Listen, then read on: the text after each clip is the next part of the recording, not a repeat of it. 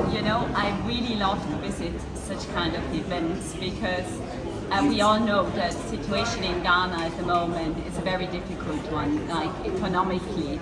And it's sometimes easy to despair, but then you go to such events and you meet with young people and you see their ideas, right? And it's such an inspiration, right? So, and then you get hope again. And I find it like really, really impressive that these young people, also when they see the challenge of climate change and environmental degradation, they see this as an opportunity. So they really try to make the best out of it, and they are very, very creative in their ideas. So I find it mind-blowing. You look, they use basically local waste to upgrade it, to recycle it and to upcycle it. And they really produce wonderful products. So I'm just, as you see, I'm very much impressed, and kudos to all the young people here today who have these great ideas and also try to put these ideas into practice.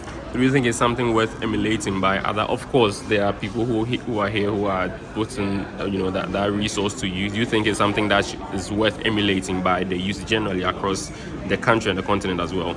Absolutely. I mean, there's no question in that. One thing is emulation and scaling, and the other thing is really also the connecting part, because also here I think why this event is also great is because there are different actors like along a certain value chain, right? So if they can get together, and then make their products even better, if they can join forces, if they can also build a kind of a coalition of an alliance that lobbies, for a more enabling environment, and all that, then the impact can actually be scaled. So yes, definitely something worth emulating.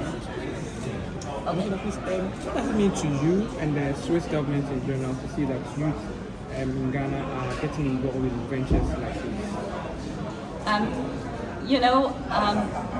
Of course, Switzerland is very much committed to the development of Africa in general, and it's a large part of what we do in terms of our development cooperation.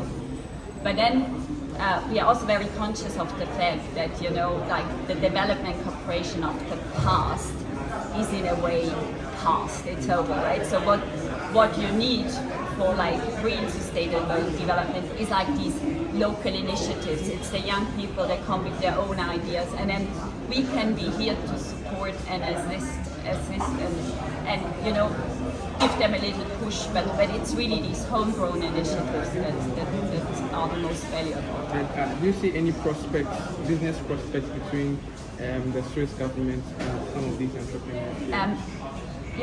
We do have a bilateral climate agreement between Switzerland and Ghana for 3 years now.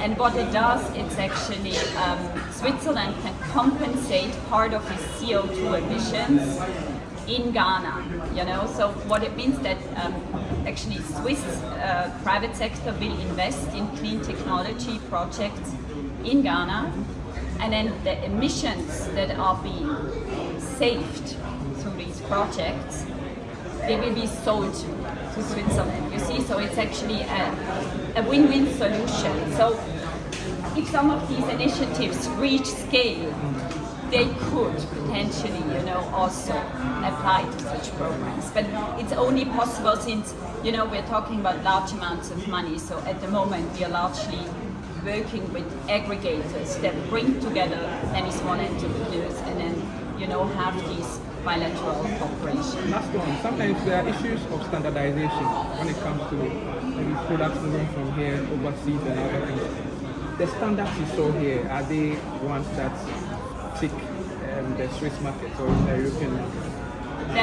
That's a good question, and I'm not an expert in standards, but I saw one product, with the cooking paste, the organic cooking paste, where it said immediately this would be wonderful, for our national dish fondue. So we heat it in a pot on the table, and we use a sort of a paste, and I'm pretty sure it's not organic. So I said, like, there's a potential market for this in Switzerland. Yeah, so you have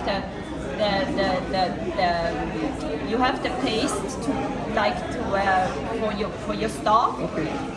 But then again, with all these, you know, quality issues and all that, I'm not the right person, I guess.